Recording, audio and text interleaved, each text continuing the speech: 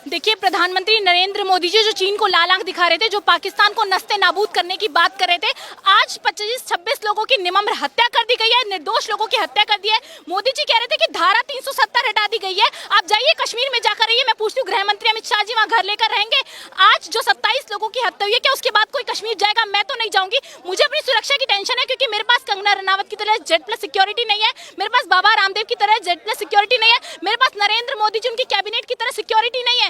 तो हम तो नहीं जाएंगे तो कश्मीर कौन जाएगा? नरेंद्र मोदी जी से मैं पूछती हूँ, इतने लोगों की हत्या हो चुकी है, देश के अंदर शौक मना रहे हैं लोग, और नरेंद्र मोदी जी बैठकर बिहार के अंदर चुनावी रैली कर रहे हैं। वो रैली कैंसिल की जा सकती थी, लेकिन मोदी जी ने नहीं की, क्योंकि उनके लिए चुनाव वोट ज्यादा जरूरी है। बैठकर मंच पर नीतीश कुमार जी के साथ ठहाके लगा रहे हैं। शर्म आनी चाहिए देश के प्रधानमंत्री जी को। मुझे शर्म आती है कि हमारे देश का प्रधानमंत्री ऐसा है जो कहता है कि मैं बिहार में खड़े होकर कश्मीर से जो आवाज जा रही है पाकिस्तान तक, उनको ललकारा हूं। साउंड इतनी तेज मोदी जी ट्रेवल नहीं करता है जितनी तेज आप समझते हैं। कश्मीर जाकर के संदेश देते देश को कि पाकिस्तान को पूरे देश के नक्शे से नस्ते नाबूद कर दिया जाएगा। पर सवाल यह है कि 2 घंटे तक जहां चप्पे चप्पे हम भारत जोड़ो यात्रा में राहुल जी के साथ चले, हमने देखा है कि चप्पे चप्पे पर सीआरपीएफ तैनात है, तो 2 घंटे तक लोग रोते रहे। ना वहाँ सुरक्षा शिविर का इंतजाम, ना वहाँ पुलिसकर्मी, ना वहाँ सुरक्षा कर्मी। वहाँ के स्थानीय मुसलमान जो आज एजेंडा फैला रही है ना मेन स्ट्रीम, वहाँ के स्थानीय मुसलमानों ने उनको सपोर्ट किया, कंधे पर बिठा बिठाकर अपनी जान गंवा दी।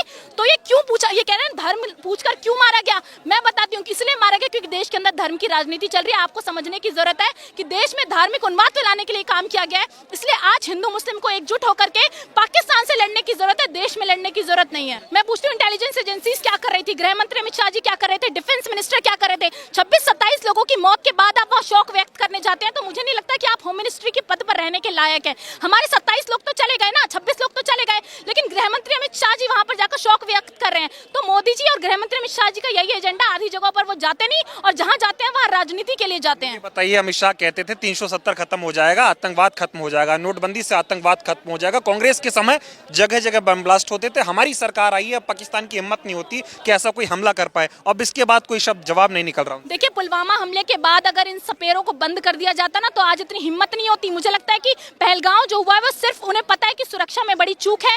आप ये देखिए कि कोई एजेंसीज काम नहीं कर रही, अभी तक पता नहीं लगेगा टेररिस्ट सारे मारे नहीं गए, सबका पता नहीं लगा। लेकिन गृह मंत्री अमित शाह जी आज भी कहते हैं कि हमारी वजह से कश्मीर के अंदर शांति है। जिस शांति अमन चैन की आप बात कर रहे थे ना, उस कश्मीर में आज के बाद कोई पर्यटक नहीं जाएगा, वहां लोगों का बिजनेस ठप हो जाएगा, वहां के लोग क्या काम करेंगे?